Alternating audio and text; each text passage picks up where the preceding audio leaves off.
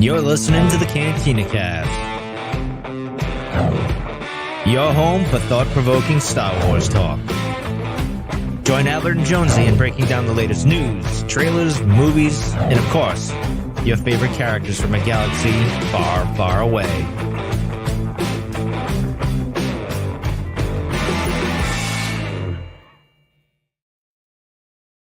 Hello, everyone. Welcome to the Cantina Cast. My name is Albert Padilla, and this is the Waystation, your source for Star Wars news and rumors. Today is August 18th, 2024, and it's been almost 3 weeks since we've done a Waystation. Ed and I were just talking about it before we went live, and a lot has happened since then. But, you know, hey, we needed a quick break. We're back, and with me, I just mentioned him, is Ed, as always. Ed, welcome back, sir. How you doing tonight? Yeah, it's been so long.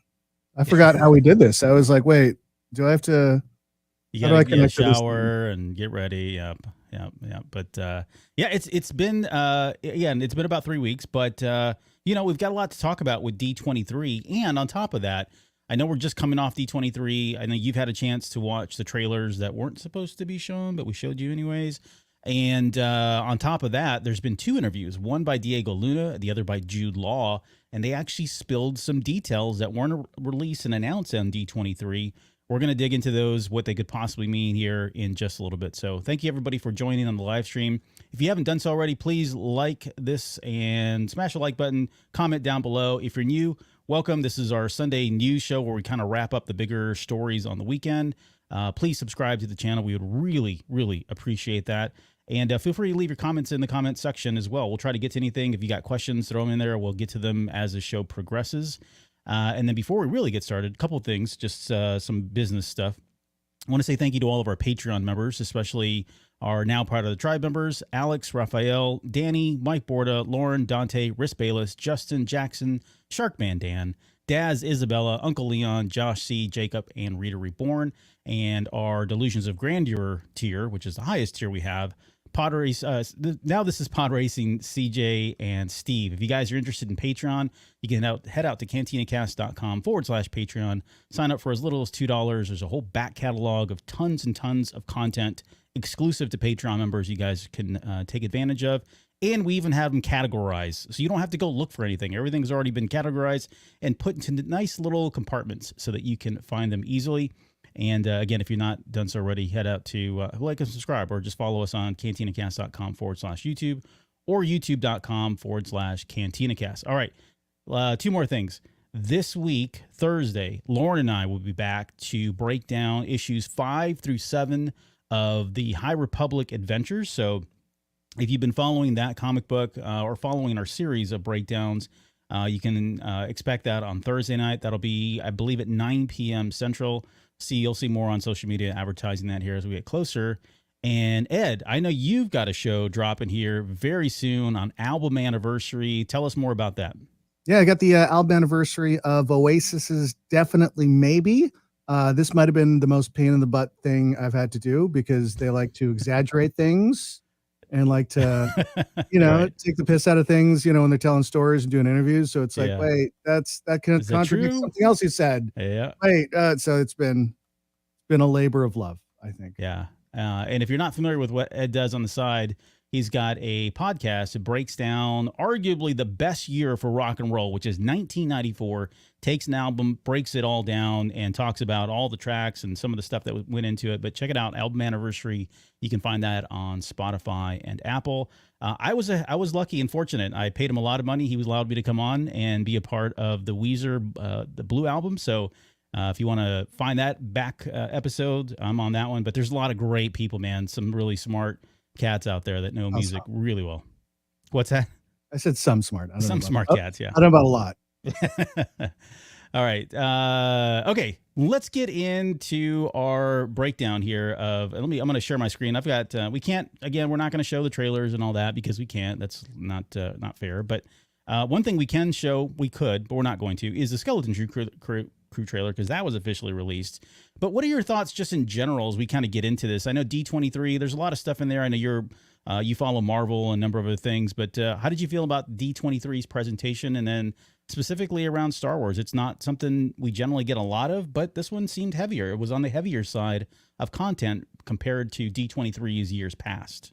Yeah, I mean, it almost felt like it snuck up on us, right? Because I don't know, like, when was Comic-Con? Last week? 2 weeks ago? It was in July, end of July. Yeah, so it just kind of felt like, oh wait, we got D23 as well. Yeah. Look at all the news we got. So like pretty awesome that we're finally get a trailer for this. I mean, I feel like we've been talking about Skeleton Crew for the longest time, but we had no idea like what it was or what it is and like what the core of the story was going to be about. And I guess we got like a little bit of a glimpse and a little bit of the vibe of what it's going to be. Plus, there was that Rotten Tomatoes interview that Jude Law did to give you, like, I guess, almost too much of a glimpse. I was like, hey, man, I get it. I don't want to know. Yeah. Save some for the show, man. Save some for the show. And to start off with this, with Skeleton Crew, we got the official release date, drop in December 3rd. Still no news officially on the number of episodes. However, when we get to the Jude Law interview in just a minute here, he does kind of spill the beans on what I think is a minimum amount of episodes that we're going to get. So there's some clues there that we'll definitely be able to dig in. But how are you feeling about that Amblin vibe? Were you picking up the 80s E.T., even I'll go as far as to call Stranger Things kind of nostalgic vibe, the Goonies in space as it was coined, months ago? Were you feeling all that in that trailer? Yeah, I mean, I didn't think of it until like I saw it in the notes. I was like, oh yeah, it is emblem, like an emblem vibe. Then I watched the Jude Law trailer, and they basically straight out said that it's like an 80s Steven Spielberg E.T. thing. Yeah, Goonies meets Star Wars, I think, would be the best case scenario for this whole thing. Worst case scenario, I think maybe like Never Ending Story meets Star Wars. That would be like the worst case scenario. It doesn't hold up well. I just recently watched it. I was like, oh. What about part 2, though? No, I'm kidding. That doesn't hold up well, more or less. Yeah, I mean, like Goonies, Star Wars, sign me up. Sign me up for Jude Law betraying children. I'm in. Yeah. And so I think that's going to happen, right? That's what we assume. Like anytime we see like someone with an English accent in something Star Wars, we know he's going to be a bad guy. Usually. Yeah. That was the tradition in Star Wars for years and years and years. I think they finally kind of broke away with that as soon as Disney came in. But by and large, yeah, you're absolutely right. And I think they've chalked a lot of that up to just, Coruscant is kind of being the main capital. And so there's a lot of people that grow up there and they have the accent. I don't know. There's a whole history there. But yeah, I'm excited. I mean, I was excited about this and pumped about it. I mean, of course, you got Jon Favreau, Dave Filoni behind it. You've got Watts and what's the other guy's name? John Watts and Christopher, that guy. They've done Christopher Nolan. Oh my God! No, amazing. Yeah, you heard it here first. Christopher Nolan is now behind Skeleton Crew. But yeah, I mean, they've got a pretty big. They're stacked in terms of the directors and the people behind it all. So Christopher Ford, of course, did the Spider-Man movies here just recently. So yeah, all good here. Let's talk about this Jude Law interview. I'm going to pull this up just really quick and we'll play it. I can't play the audio. We're not going to play the audio. You can see him here just talking here. But there were a couple things that he did discuss in this interview. Now, the first thing I want to get your thoughts on, I mean, he already had said Jod was going to be kind of a character you really weren't sure who you could trust, or maybe he didn't seem who he was. He said that months ago, and he kind of reiterated. He almost doubled down on that, and we'll get to that here in just a minute. But before he said that, he did say, when they asked, what is your character's name? He said, Jod. Well, that's one of his names. And I thought, wait a minute. One of his names? What do you think he means by it? Do you think he's got an alias? Do you think he's using a fake name to the kids and there's, he's got ulterior motives? When you pick that? I guess, what were you picking up when you heard that? Yeah, I mean, that's exactly what I thought. What I said earlier. I mean, like English accent, Star Wars guy, clearly the bad guy. Clearly he's betraying these children. Which I think you have to have, right? Like anytime, like we said, there's like an emblem vibe in it, and like usually they're children's movies, but they do actually rip at your heartstrings a lot. And somebody you trusted betrays you. I think that's what we're getting from Jude Law, and that was part of what I was saying. It's like, are you saying too much, Jude Law? I thought like there was just things in the trailer that made you feel that way, and you go, huh, okay, I see where you might be going here. Yeah, I'm excited for it. I'm curious as where they're going with this whole thing. Is this going to be like an ongoing series that they're going to try and do, or is it going to just be like, we're going to tell the story in like 2 seasons and be done? Yeah. Like, another series we know. Right. Exactly. Yeah. I'm not sure. They have, again, we don't know, season's all they've ordered, of course. Not sure how this thing is going to end just yet. There's been a lot of speculation about whether or not he is, maybe an inquisitor, right? I think Jonesy and I were kind of tossing that idea. Maybe he was an inquisitor at some point.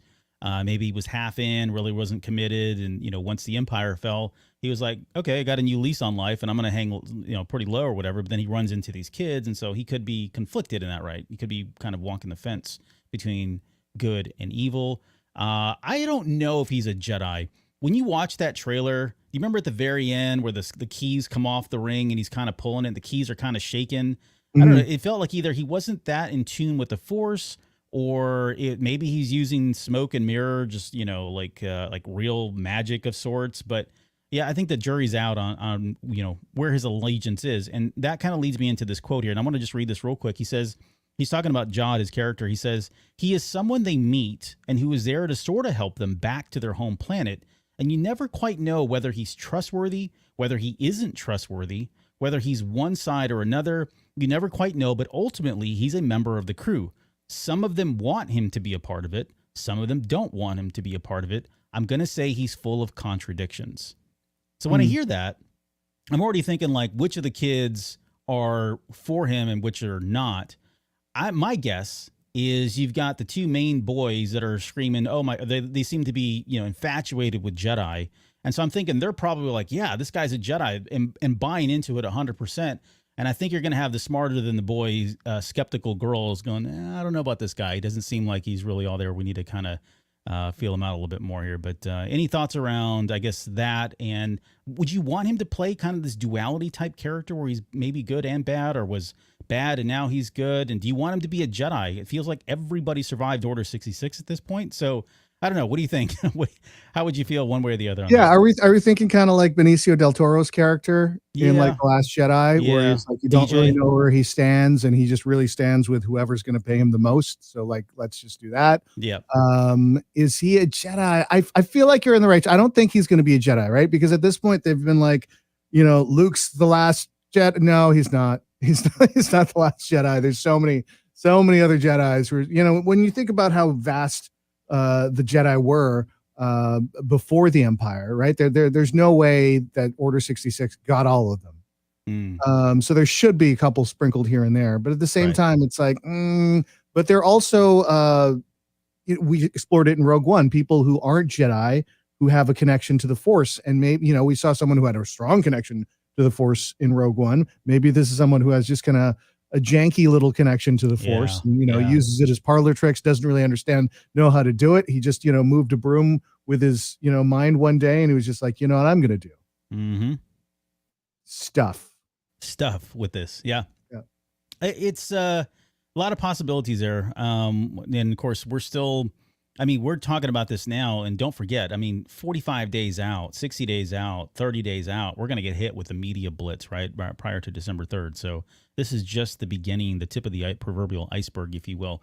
The other thing that he did talk about in this interview, the last thing we're going to talk about tonight on this, is he did, when he was talking to the interviewer, she mentions all the directors, and he's like, oh, do you have a full list? And she's like, no. And she started rattling off the directors, and he kind of talked about some of them. But this it does kind of go into how many episodes we're at least going to get. So he does mention John Watts, possibly. That one I'd listened to a few times. I couldn't really confirm whether or not he was actually directing an episode. But here we go. So we got John. Because he kind of says John Watts and Jon Favreau, but then starts saying John, right? John, yeah. And it was like not clear where he was. So maybe John Watts, okay? Maybe Jon Favreau as well. But Jon Favreau, he did talk about him as, he was challenging and creating a sense of risk and jeopardy for the kids. He wants the viewers, Favreau wants the viewers to see this show and feel vested and feel, he wants the kids to feel like their surroundings are, treacherous, much like the Goonies, maybe. But, because if the kids show that, right, if that's conveyed on the screen, that translates into us and be invested as well, right? We want to feel for the kids, and we kind of want to be part of that environment as well. All right, so Jon Favreau, John Watts. So let's just count that as one episode at least. Then you've got David Lowery, who did Peter Pan with him, I think. And I said he brought magic to that. So that's 2 episodes. He talked about... Are the kids going to fly? Well, maybe. Just for believing in them, or no, thinking happy thoughts. Happy thoughts, yeah. Then you've got the Daniels, which he said was a really moving episode, although it was a funny episode as well. So that's 3. Bryce Dallas Howard, we knew she had been rumored. I don't know if they officially, I can't remember if they officially announced it, but we kind of already assumed that. I think we saw her on set, so everybody was kind of, okay, she's directing, right? So that's 4. Then you've got Lee Isaac Chung, who he said had him laughing the entire time. So that's 5.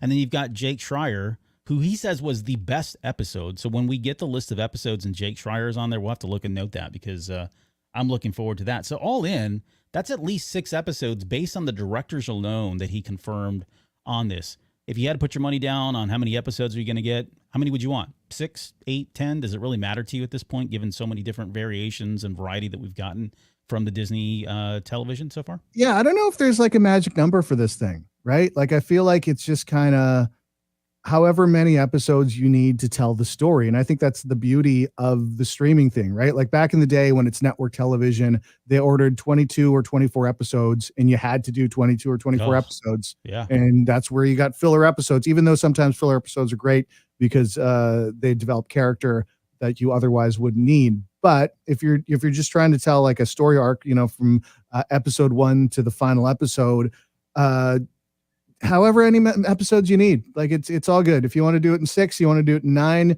hopefully you do it more than 4. If you're starting to do like 4 episodes, it's like, could that just been a movie? Could we have just done a movie? Could you done an email, comic book kind of thing? You're right. I think 6 is the minimum entry. I would expect that, right? If you figure, especially if they're clocking in around that 40-minute, 30-minute mark, 6 episodes, you're looking at like 2 hours, 3 hours. That feels like a movie, so that feels about right. We're not going to get 12, right? I kind of know that with this series. But, we could have more seasons too. So there you go. Those are the list of directors. Hopefully you've heard somebody in there that was someone you've seen some work from before, or someone that you liked, or maybe someone that's piqued your interest. I am, again, looking forward to Jake Schreier's episode the most on that. All right, let's switch our gears and talk about Andor. Same thing, same Rotten Tomatoes interviewer. They were on a roll, man. They were just cranking out these interviews. D23. So we got no official release date in the D23 announcement. At the end of the trailer, all it said was, 2025, which we all kind of knew already. However, I think that confirms January 1st, 2025. It's going to drop. Well, it's funny. We talk about that. I think it was Book of Boba Fett, and I've said this many times in the show, and people are probably tired of hearing it. But in Book of Boba Fett, they said that was going to come out by the end of the year, and we were already into like November and nothing had come out. And they literally dropped that thing like December 29th or something, if I remember correctly. But yeah, so Andor. But he does say something in this interview. He says, where was the direct line? He said the beginning of next year is what he said. So we didn't know where it landed. I think it probably makes sense that it would be in that first quarter of 2025, especially if we're coming on the heels of the Skeleton Crew. There's going to be a little break, right? We'll probably get a month break in there, maybe a month and a half. And I think they're just going to roll right into Andor. Andor's been done. They filmed this thing almost 2 years ago by the time this releases. So, it looks like we're going to get it there. But I know you've had a chance to see the trailer, behind closed doors. What did you think of the trailer? What did you think of some of the footage that they shot? And how much are you excited for Andor Season 2? Yeah, I'm watching it made me think like I need to watch season 1 again, because there's definitely like a whole bunch of stuff I totally forgot because it was just so long ago. It made me think of like, wait, are they just is it season 2 and they're done this series? Because it is a prequel of a prequel, right? They can't just run 9 seasons of this and be like, okay, I guess it's done. I guess we better just end it now, despite how popular it is. They have to get to an end date. Because I remember, though, when they were talking about it years ago, they wanted to do like 5 seasons of this. That's right. They sounded like this one sounds like, okay, we're going to condense quite a few years into this final season. Like, what is it? Every 2 episodes is a year or something like that? Every 3 episodes is 1 year. Oh, so that is good. Yeah. So we'll do 12 years, or I'm sorry, 12 episodes. Yeah. And when we're all said and done, we'll still get our 5 seasons or 5 years that lead up until the beginning of episode 4. But you're right. And how do you feel about that? Like Jonesy and I were talking about this. Do you feel like if these things clock in at that 45 minute mark where we were with season 1, you're looking at probably about an hour and a half ish for each a year.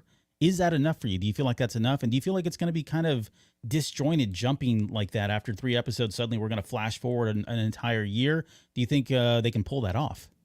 I mean, if season 1 didn't exist and they told me this was the plan, I'd be like, yeah, okay, that might sound a little janky. But because season 1 was so good, like whatever you guys want to do, whatever, however you feel, Just write the this check. is completely Yeah. just do it, do the thing. I did find it like what he said at the end of because he was asked about the ending. Can we talk about this? He was asked about the ending in the interview, which Yes. again, I was like, oh God, too much information, guys.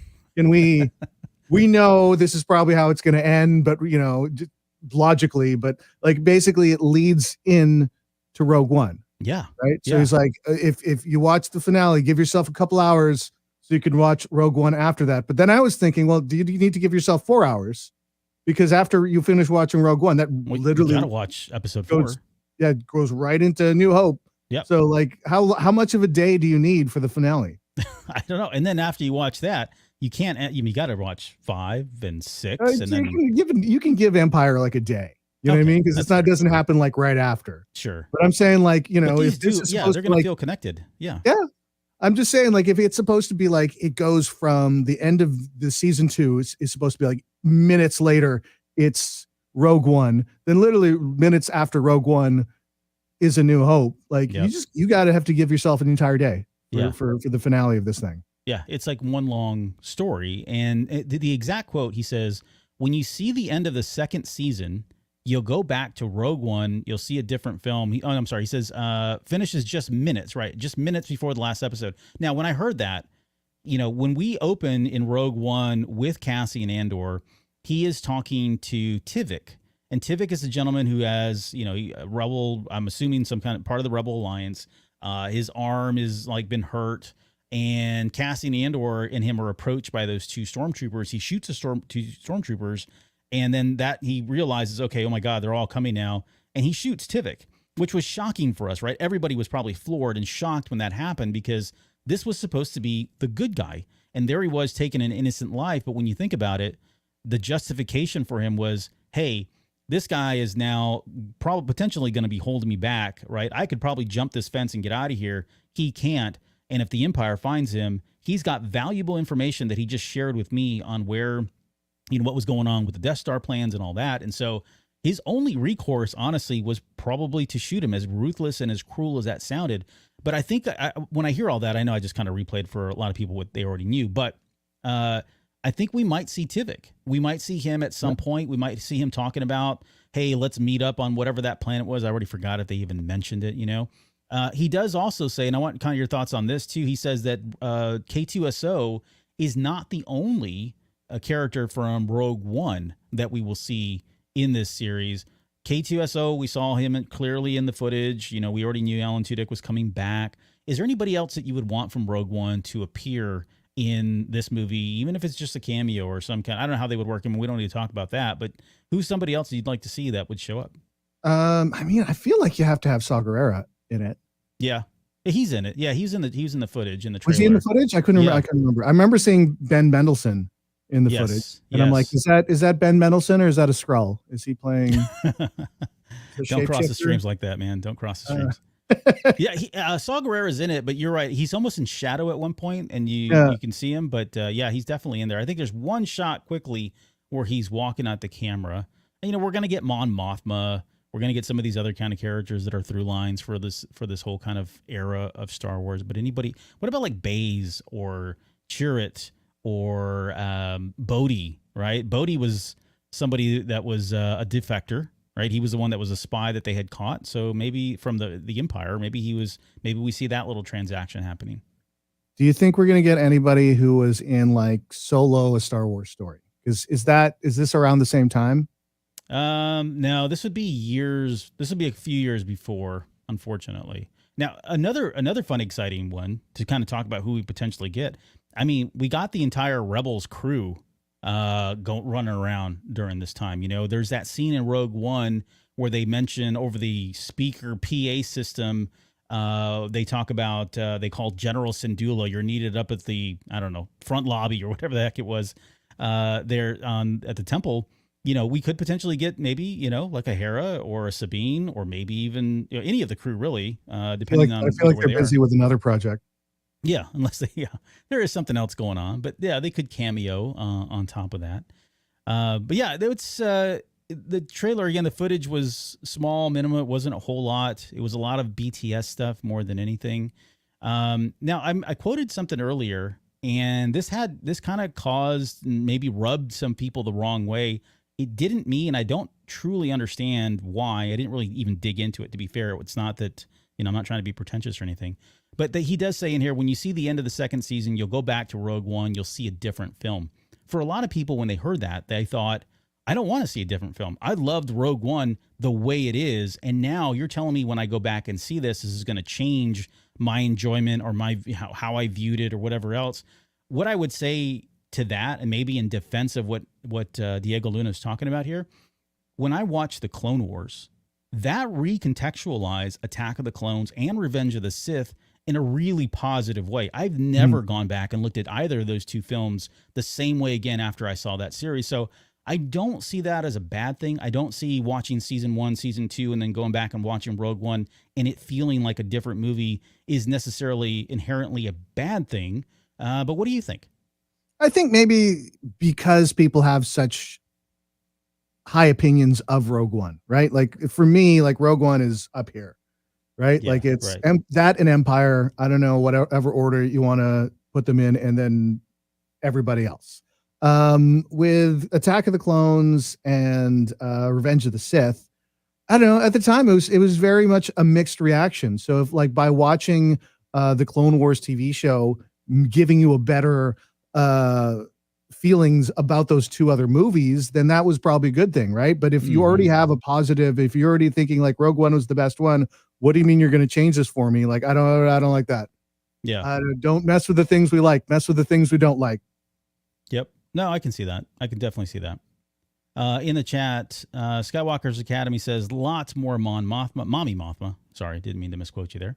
And One Up versus CPU says Rogue One kind of changes Episode 4. And agreed. I mean, we don't look at Episode 4 in the same light since Rogue One. So. Yeah.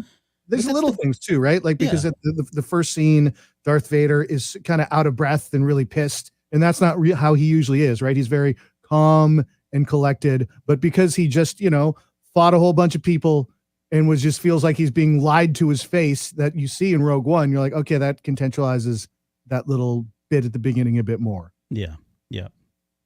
Alex says bring back Weeteef CUB, which is the little Tapini character that they show with the little gun. He's like a little munchkin character. He's not coming back. I don't know. He probably will, honestly. I say that and he probably will show up. But okay, other things that were dropped in this interview. He's talking about, how's this thing still playing? Is it some kind of loop or is it just the longest interview anywhere? Oh, it is a long interview. He does talk about Andor. He says he's still conflicted. He says he knows he has to be part and become part of the movement. Little events show him he could be different, but he has to believe in himself and the strength of the numbers a revolution represents.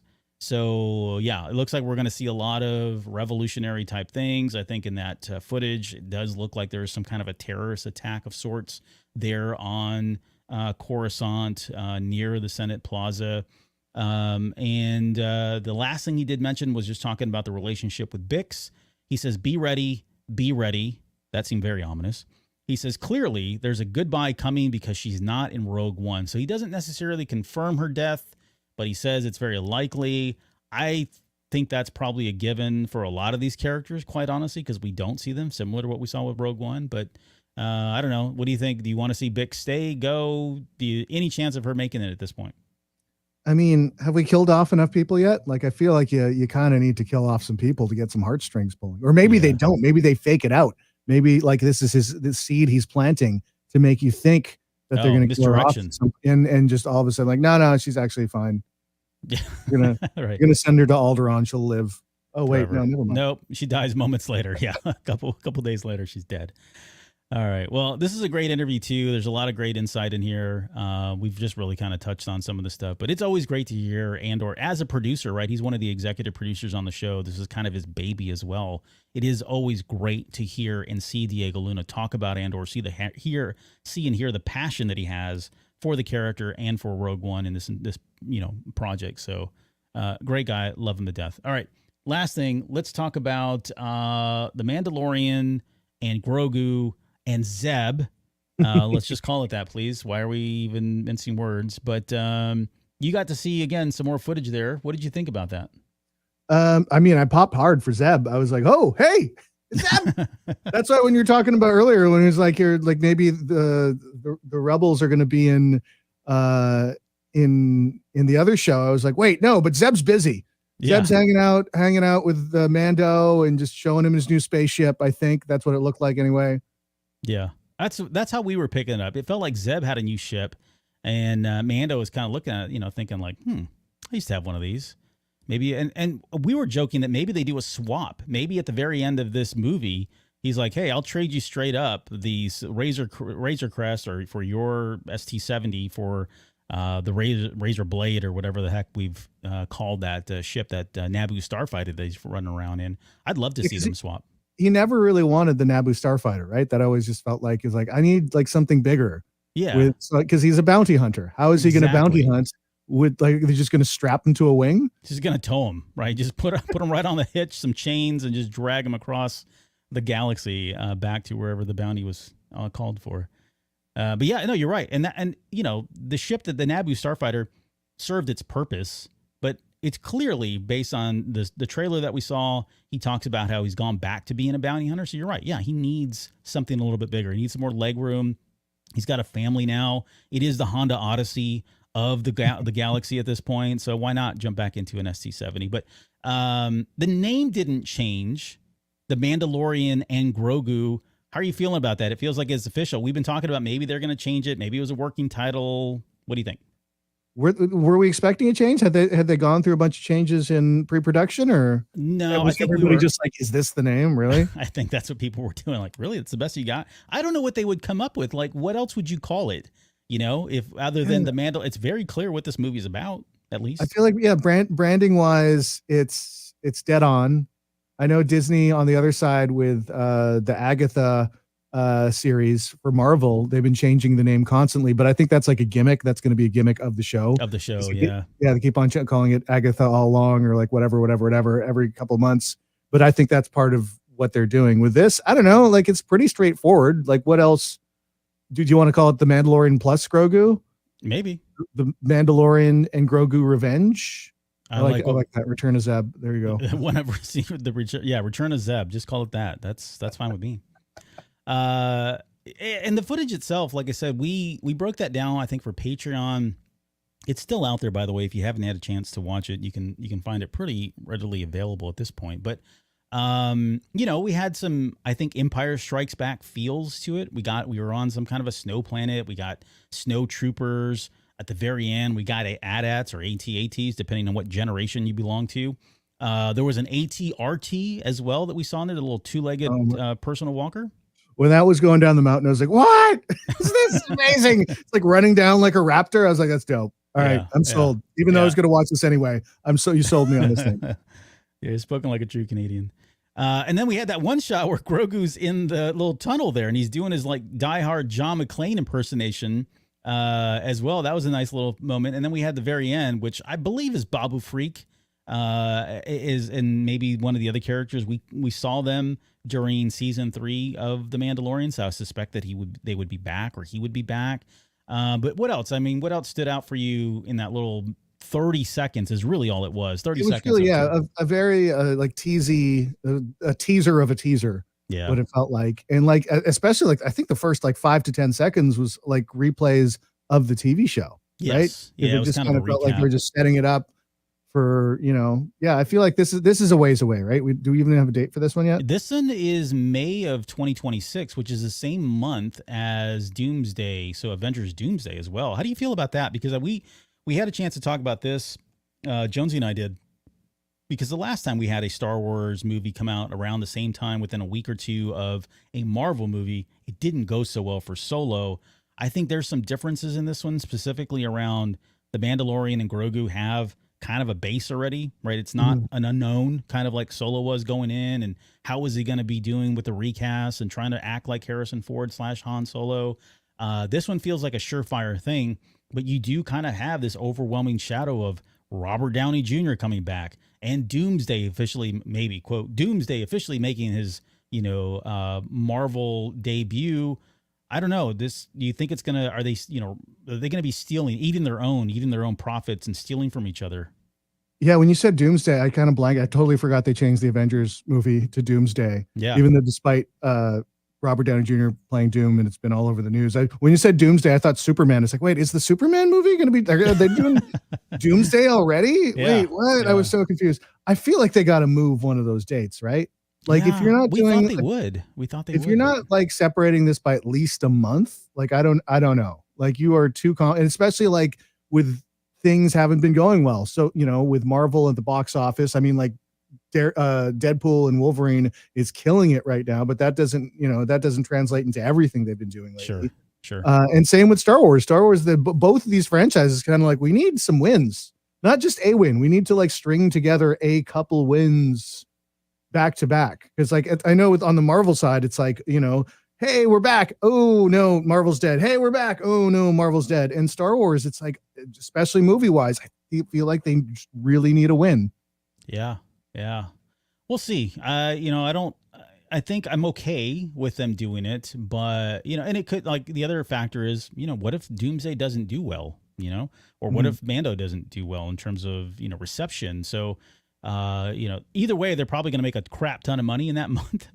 But yeah, and at the same time, there are a lot of people that are kind of like, hey, I'm done with Marvel. I'm not that even excited about Doomsday. And I want to see another Star Wars movie. I want to see Star Wars on the big screen again. So, it could be different audiences. I think a lot of the audiences that go see one or definitely see the other. I'm definitely in that group. That you're in that camp, I know. But time will tell whether or not this is the best decision. They could move it still. I don't think they would at this point, especially if they just doubled down on the release date here just a couple weeks ago. They could move it to May. They could move it in later and make it a summer movie. But the clock is kind of ticking. The window's getting real tiny and slim for them to kind of make those last minute changes. Yeah, and I know Star Wars loves doing a May kind of was it Memorial Day weekend for you guys? Just because that's when like the first Star Wars movie came out was Memorial Day, and they always like to keep that weekend as in the pocket for when they do release things. But also you have Marvel, who's had success with May releases, so they're always too like, well, yeah, we've had more recent success. So, but also I think like Marvel's been trying to do 2 movies a year. That was been the schedule now, that they're only gonna they don't want to overdo it. So just 2 movies a year, even though it's not the movies that were the problem, it was the TV shows that were the problem. But yeah, I just feels weird that they do it so close together. And even if like they weren't in the same studios, unless it's some kind of opposites attract, like a Barbenheimer thing. Right. Like it doesn't, you're getting from mostly the same audience. I feel like you said, like a lot of the same people who are going to watch one are going to want to watch the other. Not everybody, but there's a big overlap. And especially the casual fan, when you think of, like the economy right now, like twice to the theaters, the whole family, because both of these movies would be a whole family kind of affair. Like, are you doing that twice in the same month? Yeah. And it's expensive. I mean, here it's like $13, $14 per ticket, right? And we're not talking like IMAX or any of the fancy seats or any of that stuff, right? That's just the tickets alone. Then you get in there and you pay, another $60, $80 just for snacks and drinks. That's a big commitment. You're talking about $150 for some families, $150 to go see a movie. You're going to do that twice in 1 month. It's, it's a big ask. So we'll see how well these do.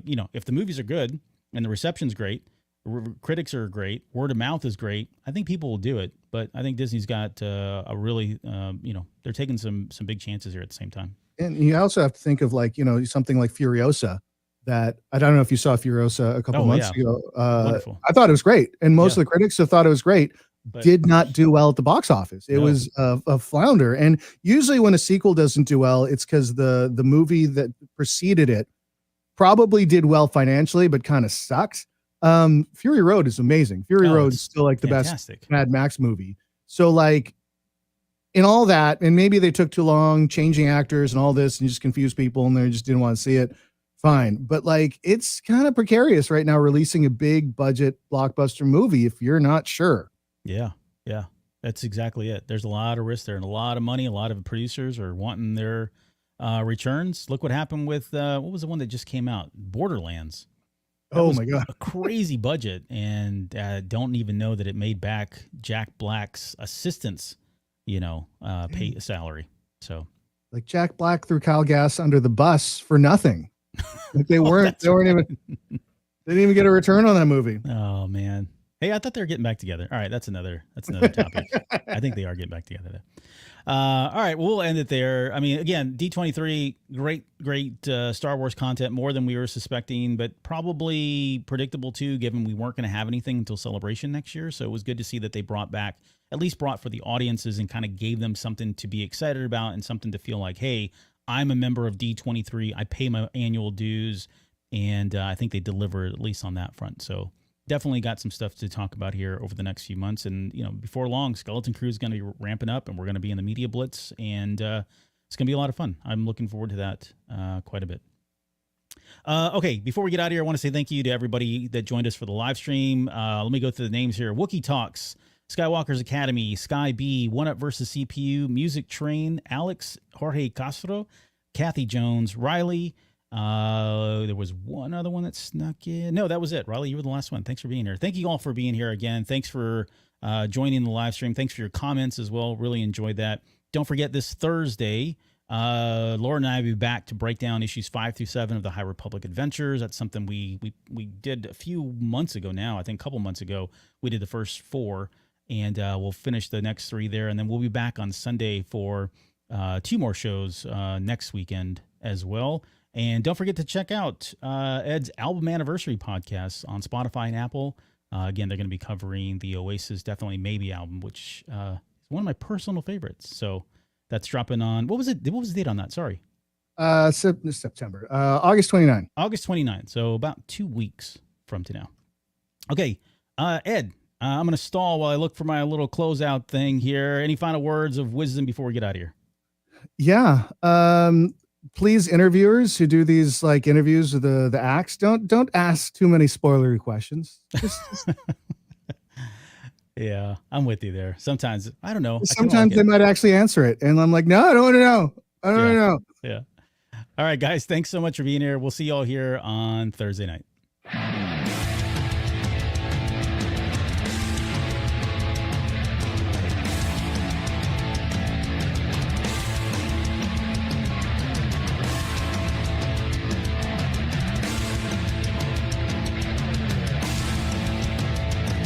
You're still listening? Wow, that's amazing. Well, I'm here to give you the disclaimer. Normally we do a big, long, drawn-out disclaimer thing saying what's what and who's what and all that other stuff, but I think you guys kind of know that Lucasfilm and Disney have no affiliation with us at all, and we have none with them.